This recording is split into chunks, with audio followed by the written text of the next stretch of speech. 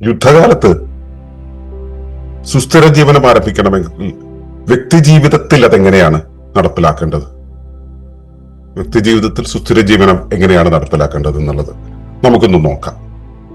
അതിനെക്കുറിച്ച് പറയുന്നത് ഇവിടെ എങ്ങനെയാണ്.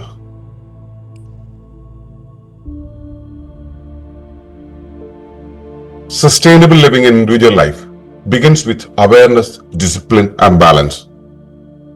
സുസ്ഥിര ജീവനം വ്യക്തി ജീവിതത്തിൽ സുസ്ഥിര ജീവന മൂല്യം എങ്ങനെയാണ് സ്ഥാപിക്കേണ്ടത്, അത്യാവശ്യങ്ങൾ, ആവശ്യങ്ങൾ, അനാവശ്യങ്ങൾ എന്നിവയെ എങ്ങനെയാണ് തിരിച്ചറിയേണ്ടത്, പരിസരവുമായുള്ള പാരസ്പര്യം എങ്ങനെയാണ് നിലനിർത്തേണ്ടത്, ഈ ചോദ്യങ്ങൾക്ക് ഉത്തരം കണ്ടെത്തുമ്പോൾ വ്യക്തി ജീവിതത്തിൽ അതെങ്ങനെ ആരംഭിക്കാമെന്നുള്ളതിനെ കുറിച്ച് നമുക്ക് ബോധ്യമാകും. ഏവർക്കും നമസ്കാരം. ശുഭകരമാകട്ടെ ഈ ദിനം, സന്തോഷകരമാകട്ടെ, സൗഖ്യകരമാകട്ടെ, അനുഭവങ്ങളും അനുഭൂതികളും നമ്മെ ഏവരെയും നയിക്കുവാനാകട്ടെ. യുദ്ധത്തിന്റെ ഒരു പശ്ചാത്തലത്തിൽ ആണ് നമ്മൾ സുസ്ഥിര ജീവനത്തെ കുറിച്ച് സംസാരിച്ചു വരുന്നത്.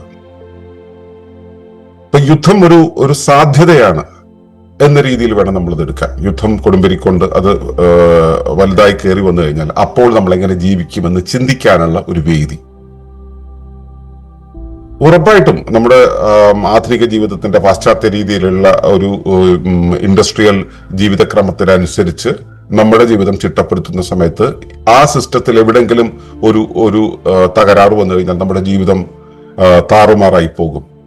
അതിന്റെ ലക്ഷണങ്ങളെല്ലാം നമ്മുടെ മുന്നിൽ ഉണ്ട് താനും. അപ്പൊ അവിടെയാണ് സുസ്ഥിര ജീവനത്തിലേക്ക് കടക്കുകയാണ് വഴി എന്നുള്ളത് നമ്മൾ മനസ്സിലാക്കുന്നത്. അപ്പോ ഇത് തുടങ്ങേണ്ടത്, സുസ്ഥിര ജീവനം തുടങ്ങേണ്ടത് എവിടെയാണ്? ഒരു കൂട്ടം, ഒരു രാഷ്ട്രം മൊത്തത്തിൽ സുസ്ഥിര ജീവനത്തിലേക്ക് കടക്കുക എന്നുള്ളത് സാധ്യമാണ്? അല്ല, അത് വ്യക്തിയിലാണ് തുടങ്ങേണ്ടത്. വ്യക്തിയിൽ ആന്തരികമായ ബോധ്യമുണ്ടാകണം നിലനിൽപ്പിനെ കുറിച്ച്. ഈ നിലനിൽപ്പിനെ കുറിച്ച് അല്ലെങ്കിൽ സുസ്ഥിര ജീവനത്തെ കുറിച്ച് മനസ്സിലാക്കണമെങ്കിൽ ആദ്യം മനസ്സിലാക്കേണ്ടത് എന്താണ്? ജീവനെ കുറിച്ചാണ്. എന്താണ് ജീവൻ എന്നുള്ളതിനെ കുറിച്ച് ബോധ്യമാകണം. ജീവനം എന്നുള്ളത് ഒരു വ്യവസ്ഥയുടെ, ഏതൊരു വ്യവസ്ഥയുടെയും സ്വയം പ്രവർത്തന സംവിധാനമാണെന്ന്, സ്വയം സംഘാടന സംവിധാനമാണെന്ന് ബോധ്യപ്പെടണം. ഈ സ്വയം സംഘാടനത്തിന്റെ ഒരു പ്രത്യേകത എന്ന് പറയുന്നത്, സ്വയം സംഘാടന വ്യവസ്ഥകളുടെ പ്രത്യേകത എന്ന് പറയുന്നത് അവ കൂടുകൾക്കകത്ത് കൂടുകളായി പരസ്പര ജാലികയായി നിലനിൽക്കുന്നു എന്നതാണ്. അത് വ്യവസ്ഥകളായി നിലനിൽക്കുന്നു എന്നത് മനസ്സിലാകേണ്ടതുണ്ട്. ഇവയെല്ലാം, അതായത് ഭൂമിയാണെങ്കിലും സൗരയൂഥമാണെങ്കിലും ശരീരമാണെങ്കിലും കോശമാണെങ്കിലും എല്ലാം ഈ ജീവൻ എന്നുള്ള സ്വയം നിർദ്ധാരണ സംവിധാനത്തിന്റെ ഭാഗമായി പ്രവർത്തിക്കുന്നു എന്ന് മനസ്സിലാകേണ്ടതുണ്ട്. ഈ ഓരോ ജീവനും ഇവയെല്ലാം തമ്മിലുള്ള മറ്റു ജീവനുകളുമായിട്ടുള്ള പാരസ്പര്യം നിലനിർത്തി ആണ് നിലനിൽക്കുന്നത് എന്ന് മനസ്സിലാകേണ്ടതുണ്ട്. ഓരോ വ്യവസ്ഥയും ചാക്രികമായി ആണ് പ്രവർത്തിക്കുന്നത്, രേഖീയമായിട്ടല്ല, ചാക്രികമായി പ്രവർത്തിക്കുമ്പോഴാണ് അതിന് നിലനിൽപ്പുണ്ടാകുന്നത് എന്ന് മനസ്സിലാക്കേണ്ടതുണ്ട്. അതുപോലെ തന്നെ ഓരോ ജീവനും അതിന്റെ ജീവിതകാലം ജീവിച്ചതിന് ശേഷം ആ ജീവനത്തിന്റെ അതേ പാറ്റേൺ അടുത്ത തലമുറയ്ക്ക് കൈമാറിക്കൊണ്ടാണ് അതിന്റെ ജീവനെ നിലനിർത്തുന്നത് എന്ന് നമ്മൾ മനസ്സിലാക്കേണ്ടതുണ്ട്. അവിടെയും ഈ ചാക്രികത പിന്തുടരുന്നു എന്ന് മനസ്സിലാക്കേണ്ടതുണ്ട്. അതുപോലെ തന്നെ ഡീപ്പിക്കോളജി പറയുന്നത് പോലെ ഇവിടെയുള്ള ഓരോ ജീവിക്കും അവയുടെ മൂല്യം എന്ന് പറയുന്നത് മറ്റൊരാൾ ഇടുന്ന വിലയല്ല, മറ്റൊരു മനുഷ്യനോ മാർക്കറ്റോ ഇടുന്ന വിലയല്ല. ഓരോ ജീവനും ഓരോ സത്തയ്ക്കും അവയിൽ അടങ്ങിയിരിക്കുന്ന ആന്തരിക മൂല്യമുണ്ടെന്നും ആ ആന്തരിക മൂല്യത്തെ വിലയിടാൻ മറ്റാർക്കും യോഗ്യതയില്ല എന്നും ഈ ആന്തരിക മൂല്യം അവയ്ക്കുണ്ടെന്ന് തിരിച്ചറിയുന്നതാണ് റെവറൻസ് എന്ന് പറയുന്ന ഒരവസ്ഥ എന്നും അതിനെ അംഗീകരിക്കുക, മറ്റുള്ളവയുടെ ജീവാവകാശത്തെ അംഗീകരിക്കുക എന്നുള്ളത് നമ്മുടെ ദൗത്യമാണെന്നും ഈ ദൗത്യം പൂർണ്ണമാകുമ്പോഴാണ് നിലനിൽപ്പ്, എന്റെ അടക്കം നിലനിൽപ്പ് സാധ്യമാകുന്നത് എന്നും ഒക്കെ ഡീപ്പിക്കോളജി പറയുമ്പോൾ ഇത് ബോധ്യപ്പെടുക എന്നുള്ളതാണ് ഒരു വ്യക്തി ആദ്യം ചെയ്യേണ്ടത്. ജീവന്റെ ഈ സ്വഭാവങ്ങളെ, ജീവൻ എന്നുള്ള ആ സ്വയം പ്രവർത്തന സംവിധാനത്തെ കുറിച്ച് അല്ല ഞാൻ പറഞ്ഞത്, ജീവൻ എന്നുള്ള ആ ഒരു പാറ്റേൺ നമ്മുടെ ജീവിതത്തിൽ നിലനിൽക്കുന്ന ഒരു പ്രവർത്തന സംവിധാനമുണ്ടല്ലോ, അത് സുസ്ഥിരതയുമായി എങ്ങനെ കണക്ട് ചെയ്യുന്നു എന്നാണ് ഞാൻ പറഞ്ഞത്. സുസ്ഥിര ജീവനവുമായിട്ട് ഇത്രയേറെ ബന്ധപ്പെട്ട് നിൽക്കുന്ന ഈ ഒരു ജീവൻ എന്ന പ്രതിഭാസം എന്ന് വേണമെങ്കിൽ വിളിക്കാം. ആ ജീവൻ എന്ന പ്രതിഭാസത്തെ നമ്മൾ ബോധ്യപ്പെടേണ്ടതുണ്ട് എന്നുള്ളത്, വ്യക്തി ജീവിതത്തിൽ ബോധ്യപ്പെടേണ്ടതുണ്ട്. ഇത്തരം ബോധ്യങ്ങൾ ഉണ്ടാവുക എന്നുള്ളതാണ്, ഈ അവയർനെസ് ഉണ്ടാവുക എന്നുള്ളതാണ് ഈ ആദ്യത്തെ കാര്യം. അതിനുവേണ്ടിയാണല്ലോ ഒളിമ്പസിന്റേതായിട്ടുള്ള ഇത്രയേറെ പഠനങ്ങൾ നമ്മൾ നടത്തി നമ്മുടെ പഠിതാക്കൾക്ക് ഈ കാര്യങ്ങൾ ഷെയർ ചെയ്യുന്നത്. അപ്പോ ഈ പഠനങ്ങളിലൂടെ കടന്നു പോവുക, വ്യക്തി കടന്നു പോവുക. അതിപ്പോ ഒളിമ്പസിന്റെ സഹായം വേണമെന്നില്ല, ഇതുപോലെയുള്ള ഏത് സംവിധാനത്തിലൂടെയാണെങ്കിലും പ്രകൃതിയെക്കുറിച്ച്, ജീവനെക്കുറിച്ച്, ജീവൻ എങ്ങനെ പ്രവർത്തിക്കുന്നു, ജീവന്റെ നൈരന്തര്യം എങ്ങനെയാണ് പോകുന്നത്, അത് മറ്റു ജീവജാലങ്ങളുമായിട്ട് എങ്ങനെയാണ് ബന്ധപ്പെട്ട് നിൽക്കുന്നത്, അവിടെ ഈ വിഭവങ്ങളെ ഉപയോഗിക്കേണ്ടി വരുന്നത് എന്തുകൊണ്ടാണ്, മറ്റു വിഭവങ്ങൾ ഉപയോഗിക്കേണ്ടി വരുന്നത് എന്തുകൊണ്ടാണ്, ആ വിഭവങ്ങളുടെ കൈമാറ്റം എത്രത്തോളമാണ് അനുവദിക്കപ്പെട്ടിട്ടുള്ളത്. അപ്പോൾ നമുക്ക് മിനിമലിസം എന്ന് പറയുന്ന കാര്യത്തിന്റെ ആവശ്യകത എന്താണ് എന്നുള്ള കാര്യങ്ങളെ കുറിച്ച് സ്വയം ബോധ്യപ്പെടേണ്ടതുണ്ട്. അത് സ്വയം ബോധ്യപ്പെടാൻ നമുക്ക് കഴിയുമായിരുന്നെങ്കിൽ പണ്ടേ മനുഷ്യകുലം നന്നായി പോയേനെ. അതാകാത്തത് കൊണ്ടാണ് അത് ബോധ്യപ്പെട്ടവർ അത് പഠിപ്പിക്കുന്നത്, ബോധ്യപ്പെട്ടവർ ഇത്തരം കാര്യങ്ങളെ കുറിച്ച് മനസ്സിലാക്കി തരുന്നത്. അവരെ നമ്മൾ നല്ല ഫ്രെയിമിലിട്ടിട്ട്, അത്തരം കാര്യങ്ങൾ പഠിപ്പിക്കുന്നവരെ നമ്മൾ നല്ല ഫ്രെയിമിലിട്ട് നമ്മൾ ഷെൽഫിൽ കയറ്റിവെക്കും. ഗാന്ധിജി ഈ കാര്യങ്ങളെ കുറിച്ച് പറഞ്ഞപ്പോ അദ്ദേഹത്തിന് ദേശീയ പിതാവ് എന്നുള്ള വിശേഷണങ്ങൾ നൽകി നമ്മൾ ഒരിടത്ത് കയറ്റിവെക്കുകയാണ് ചെയ്തത്. അദ്ദേഹം അഹിംസയുടെ പാഠങ്ങൾ പഠിപ്പിച്ചപ്പോൾ നമുക്കത് ബോധ്യപ്പെട്ടില്ല. അദ്ദേഹം മിതജീവിതത്തിന്റെ കാര്യങ്ങൾ പഠിപ്പിച്ചപ്പോൾ നമുക്ക് ബോധ്യപ്പെട്ടില്ല. അദ്ദേഹത്തിൽ നിന്നുമാണ് ആർണനായസ് ഡീപ് ഇക്കോളജി എന്നുള്ള ഒരു വലിയ ചിന്താശാഖ തന്നെ ഉണ്ടാക്കി എടുത്തത്. JC കുമരപ്പ നമ്മൾ സ്വാശ്രയ ജീവിതത്തെ കുറിച്ച് പറഞ്ഞപ്പോൾ നമ്മൾ അംഗീകരിച്ചിട്ടില്ല, അല്ലെങ്കിൽ നമ്മളത് മനസ്സിലാക്കിയിട്ടില്ല. പഞ്ചായത്ത് രാജിനെ കുറിച്ച് പറഞ്ഞപ്പോൾ മനസ്സിലാക്കിയിട്ടില്ല. നമ്മൾ ഡീപ് ഇക്കോളജി എന്ന് പറയുന്ന ഒരു അവസ്ഥയിലൂടെ നമ്മൾ മനസ്സിലാക്കാൻ ശ്രമിച്ചത്, നമ്മളെ പഠിപ്പിച്ചവരൊക്കെ ഈ സുസ്ഥിര ജീവനത്തിലേക്ക്, നമ്മുടെ ജീവനെ സുസ്ഥിരമാക്കി നിലനിർത്താൻ വേണ്ടിയാണ് പഠിപ്പിച്ചത്. ആ പാഠങ്ങൾ നമ്മൾ ഷെൽഫിൽ കയറ്റി വെക്കുന്നതിന് പകരം അത് വ്യക്തി ജീവിതത്തിൽ കൊണ്ടുവരണം. ഈ വ്യക്തി ജീവിതത്തിൽ കൊണ്ടുവരണമെങ്കിൽ ആദ്യം ഈ പറയുന്ന ബോധ്യങ്ങൾ ഉണ്ടാവണം എന്നുള്ളതാണ്. ബോധ്യങ്ങൾ ഉണ്ടായി കഴിഞ്ഞിട്ടുണ്ടെങ്കിൽ പിന്നെ വേണ്ടത് എന്താണ്? നമുക്ക് അതിൻ്റെതായിട്ടുള്ള ഡിസിപ്ലിൻ ഉണ്ടാവുക എന്നുള്ളതാണ്. നമുക്ക് ബോധ്യമായി ജീവൻ ഇങ്ങനെയാണ്, ജീവാവകാശത്തെ ഇങ്ങനെയാണ് ജീവൻ കരുതുന്നത്, അല്ലെങ്കിൽ ജീവന്റെ നിയമങ്ങൾ ഇങ്ങനെയാണെന്ന് മനസ്സിലായി. മറ്റുള്ളവരുടെ ജീവാവകാശത്തിലേക്ക് കടന്നു കയറാനുള്ള സ്വാതന്ത്ര്യം നമുക്കില്ല എന്ന് മനസ്സിലായി. നമ്മൾ അനുചിതമായി മറ്റൊന്നിന്റെയും വിഭവങ്ങളെ എടുക്കരുത് എന്ന് മനസ്സിലായി. നമ്മൾ മറ്റുള്ളവർക്ക് അനുചിതമായതൊന്നും കൊടുക്കരുത് എന്ന് മനസ്സിലായി. അത് അഹിംസയുടെ പാരമ്യമാണ്. ഈ ഒരു അവസ്ഥയിൽ നമ്മൾ നിലനിൽക്കുമ്പോൾ നമുക്ക് ആ മൂല്യങ്ങളെ, ഈ ഡീപ് ഇക്കോളജിക്കലായിട്ടുള്ള മൂല്യങ്ങളെ നമുക്ക് ബോധ്യമാകും. ഈ മൂല്യങ്ങളെ ബോധ്യമാകുമ്പോൾ തന്നെ എൻവയോൺമെന്റൽ എത്തിക്സിനെ കുറിച്ച് കൂടുതൽ പഠിച്ചു പോകുമ്പോൾ നമുക്ക് മനസ്സിലാവുന്ന മറ്റൊരു കാര്യമാണ്, സിംഹം പുല്ല് തിന്നില്ല എന്നും സിംഹം മാനിനെ തിന്നുന്നത് പുല്ലിന്റെ നിലനിൽപ്പിന് വേണ്ടിയാണെന്നും പറയുന്ന ഒരു ബാലൻസിങ് ഇക്വേഷൻ ഇവിടെയുണ്ട്. ആ ഇക്വേഷനെതിരെ നമ്മളൊന്നും പറഞ്ഞിട്ട് കാര്യമില്ല. അത് അങ്ങനെയാണ് പ്രകൃതിയുടെ നിർമ്മിതി. ഇതിലൂടെയാണ് ബാലൻസ് നിലനിന്ന് പോവുക. അതിനെയും അംഗീകരിച്ചേ പറ്റൂ. അപ്പൊ ഈ വിധത്തിൽ പ്രകൃതി എങ്ങനെയാണ് പ്രവർത്തിക്കുന്നത്, ശരീരം എങ്ങനെയാണ് പ്രവർത്തിക്കുന്നത്, ജീവൻ എങ്ങനെയാണ് പ്രവർത്തിക്കുന്നത്, മനുഷ്യകുലം എങ്ങനെയാണ് പ്രവർത്തിക്കുന്നത് എന്നുള്ളതിനെ കുറിച്ചുള്ള പ്രാഥമിക ബോധ്യം ഉണ്ടാവുകയും ആ ക്രമത്തെ അംഗീകരിക്കുകയും അതിനനുസരിച്ച് ആ ഫ്രെയിമിനകത്ത് സ്വയം ഒതുങ്ങി ജീവിക്കാനുള്ള ചാക്രികത നിലനിർത്തുകയും ചെയ്യുക എന്നുള്ളതാണ്. അതിനകത്ത് സ്വയം ഒതുങ്ങി നിൽക്കാനുള്ള ചാക്രികത എന്ന് പറയുന്നതിനാണ് നമ്മളിവിടെ ഡിസിപ്ലിൻ എന്ന് പറയുന്നത്. ആ ക്രമത്തിലൂടെ മുന്നോട്ട് പോകുവാനുള്ള ഒരു വിധേയത്വം, വഴക്കം, സമ്മതം, സ്വീകാര്യത നമുക്കുണ്ടാവണം. അങ്ങനെ വരുമ്പോഴാണ്, ആ ക്രമത്തിനനുസരിച്ച് പോകുമ്പോഴാണ്, പ്രകൃതി നമുക്ക് നൽകിയ ക്രമത്തിനനുസരിച്ച് പോകുമ്പോഴാണ്, പ്രകൃതിയെ അംഗീകരിക്കുമ്പോഴാണ്, പ്രകൃതിയുടെ നിയമങ്ങളെ ബോധ്യപ്പെട്ട് അതിനെ സമ്മതിച്ച് അതിനനുസരിച്ച് മുൻപോട്ട് പോകുമ്പോഴാണ് നമ്മുടെ ജീവിതത്തിൽ സുസ്ഥിര ജീവന മൂല്യം സ്ഥാപിക്കപ്പെടുക. അപ്പോ ആദ്യം ഇതിനെക്കുറിച്ച് അവെയറാകാൻ സ്വയം അവെയറാകാൻ നമുക്ക് കഴിയുന്നില്ല എന്നുണ്ടെങ്കിൽ നമ്മൾ അത് പഠിപ്പിക്കാനായിട്ട് നമ്മുടെ മുൻപോട്ട് വെച്ചിട്ടുള്ള ഗാന്ധിജിയോ ആർണനായസോ JC കുമരപ്പയോ പങ്കജാക്ഷക്കുറുപ്പോ അല്ലെങ്കിൽ പ്രൊഫസർ ജോൺസിയോ ശിവപ്രസാദ് മാഷോ ഇവരൊക്കെ നമ്മളെ പഠിപ്പിച്ചു വെച്ചിട്ടുള്ള ഇവരെല്ലാം നമ്മളെ പഠിപ്പിച്ചു വെച്ചിട്ടുള്ള ആ ഒരു ഡീപ് ഇക്കോളജിക്കൽ വീക്ഷണമുണ്ടല്ലോ, ഈ വീക്ഷണത്തെ നമ്മൾ തിരിച്ചറിയണം. അതിനവരെയൊക്കെ പഠിക്കാം. അതിനുശേഷം ആ തിരിച്ചറിവിനനുസരിച്ച് നമ്മൾ നമ്മുടെ ജീവിതത്തെ ചിട്ടപ്പെടുത്തണം. അതിനെയാണ് ഡിസിപ്ലിൻ എന്ന് പറയുന്നത്. ആ ഡിസിപ്ലിൻ പാലിക്കുന്ന സമയത്ത് നമ്മൾ അത്യാവശ്യമായിട്ട് തിരിച്ചറിയേണ്ടത് വിഭവങ്ങളുടെ ഉപയോഗത്തെ കുറിച്ചാണ്. അവിടെ നമ്മൾ തിരിച്ചറിയണം അത്യാവശ്യങ്ങൾ എന്താണ്, ആവശ്യങ്ങൾ എന്താണ്, അനാവശ്യങ്ങൾ എന്താണ്. അതെങ്ങനെ തിരിച്ചറിയാം? ഇപ്പോ കടയിൽ നിന്നും വാങ്ങിച്ച് ഉപയോഗിക്കുന്ന സാധനങ്ങളൊന്നും കിട്ടുന്നില്ലെന്ന് കരുതുക. കഴിഞ്ഞ ലോക്ക്ഡൌൺ കാലത്ത് നമ്മൾ കുറച്ചു നാളത് അനുഭവിച്ചതാണ്. നമുക്ക് വിഭവങ്ങളൊന്നും കിട്ടുന്നില്ല എന്ന് കരുതുക. വിഭവങ്ങളൊന്നും കിട്ടുന്നില്ലെങ്കിൽ നമുക്ക് ഇപ്പോൾ എന്ത് വേണം? നമുക്ക് എങ്ങനെയാണ് ജീവൻ നിലനിൽക്കാൻ പറ്റുക? അതിനൊരു വീട്ടിലിരിക്കുന്ന പട്ടിയോ പൂച്ചയോ നോക്കിയാൽ മതി. അവർ ആ വിധത്തിലാണ് ജീവിക്കുന്നത്. അവർക്ക് അവൈലബിൾ ആയിട്ടുള്ള മിനിമം റിസോഴ്സസിൽ അവർ ജീവിക്കുന്നുണ്ട്. അതുപോലെ നമ്മുടെ മിനിമം റിസോഴ്സ് എന്താണ്? ഭക്ഷണം, വസ്ത്രം, പാർപ്പിടം എന്നുള്ളതാണെങ്കിൽ ഈ ഭക്ഷണം എന്നുള്ളത് നമുക്ക് ലഭ്യമാണോ? ഭക്ഷണ ലഭ്യതയ്ക്ക് നമുക്ക് വേണ്ടുന്ന ഉറവിടം എന്താണ്? ആ ഉറവിടം നിന്നു പോയാൽ ഞാൻ നിന്നു പോകും. അപ്പോൾ ഭക്ഷണത്തിന്റെ ഉറവിടം എന്നുള്ളത് ശാശ്വതമായി ജീവന്റെ നൈരന്തര്യത്തെ കുറിച്ച് ഓർക്കുക. ജീവൻ നിരന്തരമായി ഒഴുകുന്നതാണ്. നിരന്തരമായി ഒഴുകുന്ന ആ ജീവന്റെ കടക്കൽ കത്തിവെക്കുന്നത് എന്താണ്? ആ കടക്കൽ കത്തിവെക്കുന്ന വെച്ചാൽ നമ്മൾ ആ സിസ്റ്റത്തെ തെറ്റിച്ചു എന്നുള്ളതാണ്. നമ്മൾ നമ്മുടെ പരിസരത്തുള്ള പ്രകൃതിയിൽ നിന്നും നമുക്ക് വേണ്ടുന്ന വിഭവങ്ങളെ സ്വീകരിച്ചുപയോഗിക്കുന്ന ക്രമത്തെ തെറ്റിച്ച് ഇത് ഏതോ ഭൂഖണ്ഡത്തിലുണ്ടായി കപ്പൽ കയറി ഇവിടെ വന്നിട്ട് അത് കച്ചവടക്കാരന്റെ കയ്യിലൂടെ ആ യാത്ര ചെയ്ത് ക്ഷീണിച്ചിറണ്ടായി പച്ചക്കറികൾ അല്ലെങ്കിൽ എന്താണോ വിഭവം അത് നമ്മുടെ കയ്യിലേക്ക് വരുന്നതാണ് വിപണി ശാസ്ത്രമെങ്കിൽ ആ വിപണിയെ വിശ്വസിക്കുന്നതാണ് നമ്മുടെ കുഴപ്പം എന്ന് നമുക്ക് തിരിച്ചറിയാൻ പറ്റണം. അപ്പോ നമ്മൾ ഇവിടെ നിലനിൽക്കണമെങ്കിൽ നമുക്ക് വേണ്ടുന്ന വിഭവങ്ങൾ നമ്മുടെ പരിസരത്തും വരുന്ന ഒരു ക്രമമാണ് പ്രകൃതി നൽകിയിട്ടുള്ളത്. ആ പ്രകൃതി നൽകിയ ക്രമത്തെ അംഗീകരിക്കണം. അതവിടെ തെറ്റിപ്പോയിട്ടുണ്ടെങ്കിൽ അതിനെ പുനഃസ്ഥാപിക്കാൻ ശ്രമിക്കണം. എങ്ങനെയാണ് പുനഃസ്ഥാപിക്കുക? നമുക്ക് വേണ്ടുന്ന ഭക്ഷണം പ്രാദേശികമായിട്ട് കൃഷി ചെയ്തുണ്ടാക്കുക. ചുറ്റുപാടുമുള്ള വിഭവങ്ങൾ, പ്രാദേശിക വിഭവങ്ങൾ മാത്രമേ ഉപയോഗിക്കൂ എന്ന് തീരുമാനിക്കുക.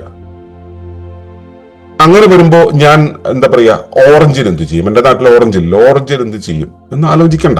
നമ്മുടെ നാട്ടിൽ ചെറുനാരങ്ങ ഉണ്ടാവും. ചെറുനാരങ്ങയെ ആ പുളിപ്പിന് വേണ്ടി ഉപയോഗിച്ചാൽ മതി. മറ്റേ മധുരനാരങ്ങ, അതായത് ഈ പറയുന്ന ഓറഞ്ച് എന്ന് പറയുന്നത് അല്ലെങ്കിൽ ആപ്പിൾ എന്ന് പറയുന്നത് കാശ്മീരിൽ ഉണ്ടാകുന്ന സ്ഥാനത്ത്, കാശ്മീർ നമ്മുടെ രാജ്യത്തല്ലേ, സ്വദേശിയല്ലേ എന്ന് നമ്മൾ ചിന്തിക്കാം. സ്വദേശി എന്ന് വെച്ചാൽ നമ്മുടെ പ്രദേശം അല്ലാത്തതൊന്നും സ്വദേശമല്ല, നമ്മുടെ പ്രദേശമാണ് സ്വദേശം. ആ പ്രദേശത്ത് ഉണ്ടാകുന്നതാണെങ്കിൽ അത് നമുക്ക് സ്വീകരിക്കാം. പ്രദേശത്ത് ഉണ്ടാകാത്തതാണെങ്കിൽ അതിനെ സ്വീകരിക്കാതിരിക്കുക. അങ്ങനെ ജീവിതത്തില് നമ്മൾ വിദേശിയായിട്ടുള്ള എന്തെല്ലാം സ്വീകരിക്കുന്നുണ്ട്, സ്വദേശിയായിട്ടുള്ള നമ്മൾ എന്തെല്ലാം സ്വീകരിക്കുന്നുണ്ട് എന്നുള്ളത് നോക്കുക. ആ സ്വദേശി എന്നുള്ളത് അവസ്ഥയിലേക്ക് നമ്മൾ ചുരുങ്ങുക. ആ ചുരുങ്ങുന്ന സമയത്ത് സ്വദേശി എന്നുള്ള രീതിയിൽ നമ്മൾ വിപുലപ്പെടുക കൂടെ വേണം. അതെങ്ങനെയാണ്? അതായത് സ്വദേശിയായി ചുരുങ്ങുക. എന്റെ ചുറ്റുമുള്ള വിഭവങ്ങൾ മാത്രമേ ഞാൻ ഉപയോഗിക്കുള്ളൂ. എന്റെ മുമ്പിൽ ആകെ തൊട്ടടുത്ത് അയൽക്കാരൻ ഉണ്ടാക്കുന്ന കുറച്ച് അരിയും അപ്പുറത്തെ വീട്ടുകാരുണ്ടാക്കുന്ന കുറച്ച് പയറും മാത്രമേ ഉള്ളൂ എന്ന് കരുതുക. അപ്പൊ ഞാൻ ഈ അരിയും പയറും മാത്രം കഴിച്ച് ജീവിക്കുക എന്നുള്ളതാണോ? അല്ല. എനിക്ക് വേണ്ടത് എന്താണെന്നുള്ളത് ഞാൻ എന്റെ പരിസരത്ത് വെച്ചുണ്ടാക്കണം. ഞാൻ എന്താണെങ്കിലും ഒരു മേൽക്കൂരയുടെ കീഴെയാണല്ലോ താമസിക്കുന്നത്. ഇസ്രായേലികള് പണ്ടാണോ ഇപ്പോഴും ആണോ എന്ന് എനിക്കറിയില്ല, പണ്ട് എന്ന് ഞാൻ കേട്ടിട്ടുണ്ട്, അവർക്ക് കൃഷി ചെയ്യാൻ സ്ഥലമില്ലാത്തത് കൊണ്ട് ചാക്കില് മണ്ണ് നിറച്ചിട്ട് അവർ താമസിക്കുന്ന വീടിന്റെ മേൽക്കൂരയിൽ വെയിൽ തട്ടുന്ന ഭാഗത്ത് വെച്ചിട്ടാണ് അത്ര കൃഷി ചെയ്തത്. എന്നിട്ട് അത് എക്സ്പോർട്ട് ചെയ്തു എന്ന് പറയുന്നത് കേട്ടിട്ടുണ്ട്. യാഥാർത്ഥ്യമാണെന്ന് എനിക്കറിയില്ല, പക്ഷെ ചെയ്യാൻ പറ്റുന്ന കാര്യമാണ്. നമ്മുടെ വീട്ടില് ഇവിടെ സ്ഥലമില്ല, മുറ്റത്ത് സ്ഥലമില്ല, നിങ്ങളൊരു മേൽക്കൂരയുടെ താഴെയല്ലേ താമസിക്കുന്നത്, അതിന്റെ മുകളിൽ വെയിൽ കൊള്ളുമല്ലോ, അതിന്റെ മണ്ടയ്ക്ക് കയറ്റി വെച്ചാൽ മതി. അവിടെ നമുക്ക് വിഭവങ്ങൾ ഉണ്ടാക്കാൻ പറ്റണം, പ്രാദേശികമായി വിഭവങ്ങൾ ഉണ്ടാക്കാൻ പറ്റണം. അങ്ങനെയാണ് വിപുലപ്പെടേണ്ടത്. അല്ലാതെ നമ്മൾ പ്രാദേശിക വിഭവങ്ങളുടെ അവസ്ഥയിലേക്ക് നമ്മൾ ചുരുങ്ങിയിട്ട് നമ്മളൊന്നുമില്ലാതെ ജീവിക്കുക എന്നുള്ളതല്ല. നമ്മൾ വിപുലപ്പെടേണ്ടത് നമുക്ക് വേണ്ടുന്ന വിഭവങ്ങൾ പരിസരത്ത് ഉണ്ടാകണം. അങ്ങനെ നമുക്ക് എത്രത്തോളം വെളിയിൽ നിന്നുള്ള കാര്യങ്ങൾ ഒഴിവാക്കണം. നമുക്ക് നിലനിൽക്കണമെങ്കിൽ ഭക്ഷണം കിട്ടിയേ പറ്റൂ, വായു കിട്ടിയേ പറ്റൂ, വെള്ളം കിട്ടിയേ പറ്റൂ. ഈ വെള്ളം നമ്മൾ ഹാർവെസ്റ്റ് ചെയ്യുന്നുണ്ടോ? നമുക്ക് വേണ്ടുന്ന വെള്ളം നമ്മൾ ഹാർവെസ്റ്റ് ചെയ്യുന്നുണ്ടോ? നമുക്ക് വേണ്ടുന്ന വായു നമ്മൾ ജനറേറ്റ് ചെയ്യുന്നുണ്ടോ? നമുക്ക് അതിന് വേണ്ടുന്ന ആ പരിസരത്ത് നമുക്ക് വേണ്ടുന്ന വായു ജനറേറ്റ് ചെയ്യാൻ പാകത്തിലുള്ള സസ്യജാലങ്ങൾ നമ്മൾ മെയിൻറ്റെയിൻ ചെയ്യുന്നുണ്ടോ? ഈ വിധത്തിൽ നമുക്ക് വേണ്ടുന്ന വസ്ത്രത്തെ നമുക്ക് ഉണ്ടാക്കാൻ പറ്റുന്നുണ്ടോ? ഇല്ലെങ്കിൽ ഉണ്ടാക്കണം. നിങ്ങൾക്ക് പറ്റുന്നില്ലായിരിക്കാം, എങ്കിൽ ഒരു കാര്യം ചെയ്യാം, ഉള്ള വസ്ത്രം ഉപയോഗിച്ചാൽ മതി. പുതിയ വസ്ത്രങ്ങൾ വാങ്ങിക്കാതിരിക്കാം, ഉള്ള വസ്ത്രം ഉപയോഗിച്ചാൽ മതി. ഈ രീതിയിൽ നമുക്ക് ഒരുപാട് കാര്യങ്ങൾ മാറ്റം വരുത്താൻ കഴിയും. ഒരുപാട് കാര്യങ്ങൾ മാറ്റം വരുത്താൻ കഴിയും. അവിടെ അത്യാവശ്യങ്ങൾ എന്താണെന്ന് മനസ്സിലാക്കുക, ആവശ്യങ്ങൾ എന്താണെന്ന് മനസ്സിലാക്കുക. അത്യാവശ്യങ്ങളും നമ്മൾ ഉണ്ടാക്കിയേ പറ്റൂ. ആവശ്യങ്ങൾക്ക് വസ്ത്രം ആവശ്യമാണോ എന്ന് ചോദിച്ചാൽ, അത്യാവശ്യമാണോ എന്ന് ചോദിച്ചാൽ വസ്ത്രം അത്യാവശ്യമൊന്നുമില്ല. ഒരു ചെറിയ കീറുണ്ടെങ്കിലും നമുക്ക് ഇവിടെ ജീവിച്ചു പോകാം, ഉടുത്തില്ലെങ്കിലും ചത്തുപോകില്ല. ആ ഒരു കീറുണ്ടെങ്കിലും ജീവിക്കാം. അവിടെ ഞാൻ പുതിയ വസ്ത്രം വാങ്ങിക്കില്ല എന്ന് തീരുമാനിച്ചാൽ മതി. ആവശ്യങ്ങൾക്ക് ഞാൻ ഉള്ളതിനെ റീസൈക്കിൾ ചെയ്താൽ മതി. അനാവശ്യങ്ങൾ, എനിക്കൊരു ഡെക്കറേറ്റീവ് ആയിട്ടുള്ള ഒരു ഡ്രസ്സ് വേണം, അല്ലെങ്കിൽ എനിക്ക് കുഴിമന്തി വേണം. നമ്മുടെ ഭക്ഷണമാണ് കുഴിമന്തി. ഈ കുഴിമന്തി വേണമെന്നുള്ളത് അനാവശ്യമാണ്. നമുക്ക് നമ്മുടെ വീട്ടിൽ 2 TV വേണം എന്നുള്ളത് തന്നെ അനാവശ്യമാണ്. ഇതുപോലെ നമ്മുടെ ജീവിതത്തിൽ നോക്കിയാൽ ഒരുപാട് ഗാഡ്ജറ്റ്സ് അനാവശ്യമായിട്ടുള്ളതുണ്ട്, അനുചിതമായിട്ടുള്ളതുണ്ട്. അനാവശ്യം എന്നുള്ളതിനേക്കാളും അനുചിതമായിട്ടുള്ളത്, അപകടകരമായിട്ടുള്ളത് വേണ്ട. ഇവയെല്ലാം അങ്ങെടുത്ത് ദൂരെ കളയണം. വീട്ടിലിപ്പോ ഇരിക്കുന്ന സാധനങ്ങൾ എടുത്ത് വേസ്റ്റിലേക്ക് ഇടുക എന്ന് വെച്ചാൽ ആ സാധനത്തെ നല്ല രീതിയിൽ ക്രമീകരിക്കാൻ നിങ്ങൾക്ക് അറിയണം കേട്ടോ. ഞാൻ പറഞ്ഞത് അതിന്റെ ആ ഒരു ടെമ്പോയിൽ പറഞ്ഞതാണ്. വേസ്റ്റിലേക്ക് ഇടുക എന്നുള്ളത്, TV എടുത്ത് വേസ്റ്റിലേക്ക് ഇടുക എന്നുള്ളത് അങ്ങനെയല്ല. അതിനെ ഒഴിവാക്കുക, അത്തരം കാര്യങ്ങളെ ഒഴിവാക്കുക. അതുപോലെ അനാവശ്യങ്ങളെ ഒഴിവാക്കുക. ആവശ്യങ്ങൾക്ക് റീസൈക്ലിംഗ് പോലുള്ള മെത്തേഡുകൾ ഉപയോഗിക്കുക. അത്യാവശ്യങ്ങൾ നമ്മൾ ജനറേറ്റ് ചെയ്യുക. ഇങ്ങനെ ചെയ്യാൻ നമ്മൾ തീരുമാനിക്കുന്ന സമയത്താണ് വ്യക്തി ജീവിതത്തിൽ ഈ സുസ്ഥിര ജീവന മൂല്യങ്ങൾ നടപ്പിലായി തുടങ്ങുക. അത്രയും മതിയോ?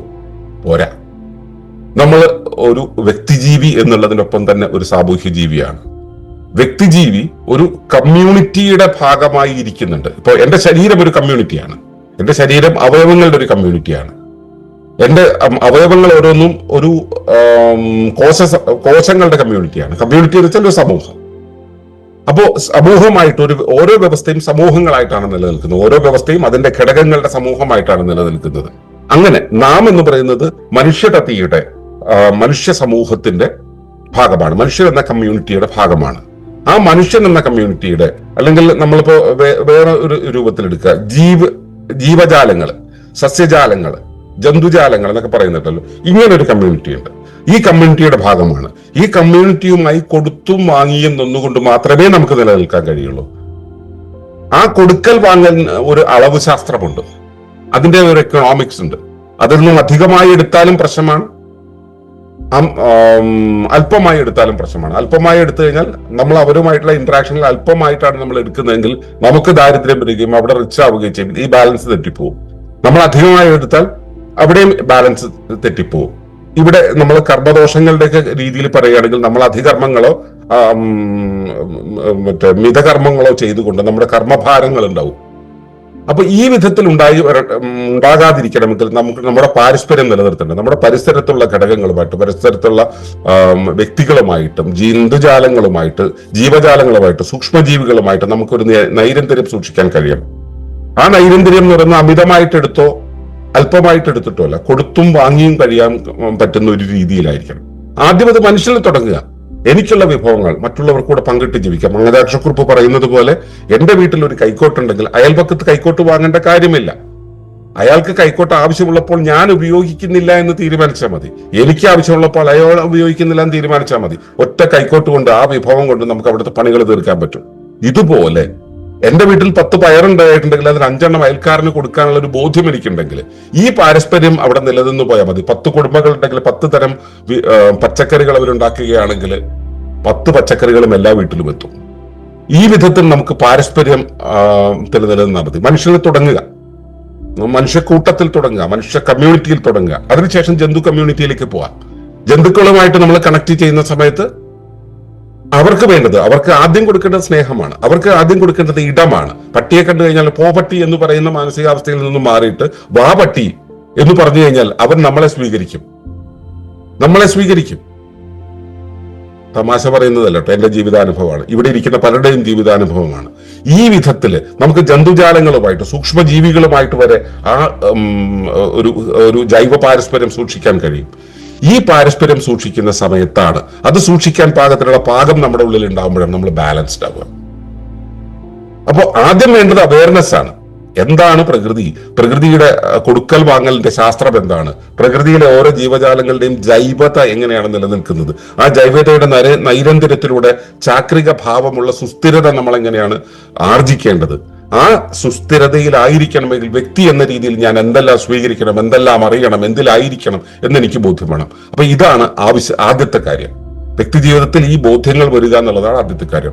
രണ്ടാമത്, ഞാൻ ആ ക്രമത്തിലാവുക, ഞാൻ അതിന്റെ ഒരു ഡിസിപ്ലിനിലാവുക എന്നുള്ളതാണ്. എന്റെ ജീവിതത്തിൽ ഞാനത് പ്രാവർത്തികമാക്കുക എന്നുള്ളതാണ്. അവിടെ അത്യാവശ്യങ്ങൾ, ആവശ്യങ്ങൾ, അനാവശ്യങ്ങൾ എന്നുള്ളത് തിരിച്ചറിഞ്ഞിട്ട് വേർതിരിച്ച് നമുക്ക് ബോധ്യപ്പെടുകയും അത് നടപ്പിലാക്കുകയും വേണം. ആ ഡിസിപ്ലിനിലാവുക എന്നുള്ളത്. മൂന്നാമത്തെ കാര്യം, പരിസരവുമുള്ള പാരസ്പര്യം നിലനിർത്തിക്കൊണ്ട് റെഫറൻഷ്യലായിട്ട് മറ്റുള്ളവയോട് ആദരവോടുകൂടി നിലനിന്നുകൊണ്ട് നമ്മൾ ആ ജൈവതയുടെ തുലനതയിൽ ഞാൻ പാലിക്കേണ്ടത് പാലിക്കുക, ആ ബാലൻസ് നിലനിർത്തുക. അതിന് ബാലൻസ് നിലനിൽക്കണമെങ്കിൽ ഞാൻ എന്താണോ പാലിക്കേണ്ടത്, ഞാൻ ജീവന്റെ നിയമങ്ങളെ, പ്രകൃതിയുടെ നിയമങ്ങളെ ഞാൻ എങ്ങനെയാണോ മനസ്സിലാക്കേണ്ടത്, എന്താണോ പാലിക്കേണ്ടത്, ആ പാലിക്കേണ്ടത് പാലിക്കണം. അപ്പോ നമ്മുടെ ചുറ്റുപാടുമുള്ള നാം ഭാഗമാകുന്ന കമ്മ്യൂണിറ്റിയുടെ മുഴുവൻ നിയമങ്ങളും പാലിച്ചുകൊണ്ട് നമ്മൾ അതിനകത്ത് അവരുമായി സമരസത്തിലായി ജീവിക്കുക. അത് പറഞ്ഞു തരാൻ പണ്ഡിതാക്ഷക്കുറുപ്പും ഗാന്ധിജിയും JC കുമരപ്പയും R.D. നായസും ഒക്കെ ഇഷ്ടം പോലെ പറഞ്ഞു വെച്ചിട്ടുണ്ട്.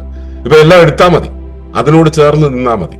ചുറ്റുപാടുമുള്ള സർവ്വ ജീവജാലങ്ങളോടും അനുകമ്പയിലായിരിക്കാൻ നമുക്ക് കഴിഞ്ഞാൽ മതി. ശ്രീനാരായണ ഗുരുക്ക് അനുകമ്പാ ദശകം എഴുതി അതിനു വേണ്ടിയിട്ടാണ്. ഈ ഒരു അവസ്ഥയിലായിരിക്കാനുള്ള ഒരു ബോധ്യം നമുക്കുള്ളപ്പോഴാണ് സുസ്ഥിര ജീവനം വ്യക്തി ജീവിതത്തിൽ നടപ്പിലാക്കാൻ കഴിയുക. നമ്മൾ അതിനുവേണ്ടി വലിയ സൗധങ്ങൾ ഉണ്ടാക്കേണ്ട കാര്യമില്ല, വലിയ ഇക്കോ വില്ലേജുകൾ ഉണ്ടാക്കേണ്ട കാര്യമൊന്നുമില്ല. അതൊക്കെ അടുത്ത സ്റ്റെപ്പ്. വ്യക്തി ജീവിതത്തിൽ നിങ്ങൾക്ക് മറ്റൊന്നും ചെയ്യാൻ കഴിയുന്നില്ല, നിങ്ങൾ ഇവിടെ നിങ്ങളുടെ മനസ്സിനകത്ത്, നിങ്ങളുടെ പ്രവൃത്തിക്കകത്ത്, നിങ്ങളുടെ പരിസരത്ത് നിങ്ങളത് നടപ്പിലാക്കുക. സുസ്ഥിര ജീവനം നിങ്ങളിൽ സാധ്യമാകും. നമുക്ക് ഇവിടെ വേണം തുടങ്ങാൻ, വ്യക്തി ജീവിതത്തിൽ വേണം തുടങ്ങാൻ. അതിന് നിങ്ങൾ സന്നദ്ധമാണോ എന്ന് ഒരു ആത്മപരിശോധന നടത്തുക. സന്നദ്ധമായി കഴിഞ്ഞാൽ അതിലേക്ക് മുൻപോട്ട് പോവുക. അതിന് നിങ്ങൾക്ക് അറിയാത്ത കാര്യങ്ങൾ അന്വേഷിക്കണമെന്നുണ്ടെങ്കിൽ അറിവുള്ളവരോട് അന്വേഷിക്കുക. ഞങ്ങൾ ആ വിധത്തിൽ പോകുന്നവരാണ്, മുൻപേ നടക്കുന്നവരാണ്. അതുകൊണ്ട് തന്നെ ഒരുപക്ഷെ ഞങ്ങളുടെ കൈപിടിച്ച് നിങ്ങൾക്ക് നടക്കാനാകും. താല്പര്യമുണ്ടെങ്കിൽ ഞങ്ങളുടെ അടുത്തേക്കും വരാം. ഈ ചിന്താ പദ്ധതിയിലേക്ക് നിങ്ങളെ ക്ഷണിച്ചുകൊണ്ട് നിർത്തുകയാണ്. നന്ദി, നമസ്കാരം. തുടർന്ന് കാണുന്നതിന് മുമ്പായി ഈ വിഷയം ഇഷ്ടമായെങ്കിൽ ഒന്ന് ലൈക്ക് ചെയ്യുക, കമന്റ് ചെയ്യുക, ഷെയർ ചെയ്യുക. നിങ്ങൾ പ്രകൃതിയെ ഇഷ്ടപ്പെടുന്നുവെങ്കിൽ ഈ ചാനൽ ഒന്ന് സബ്സ്ക്രൈബ് ചെയ്യുക.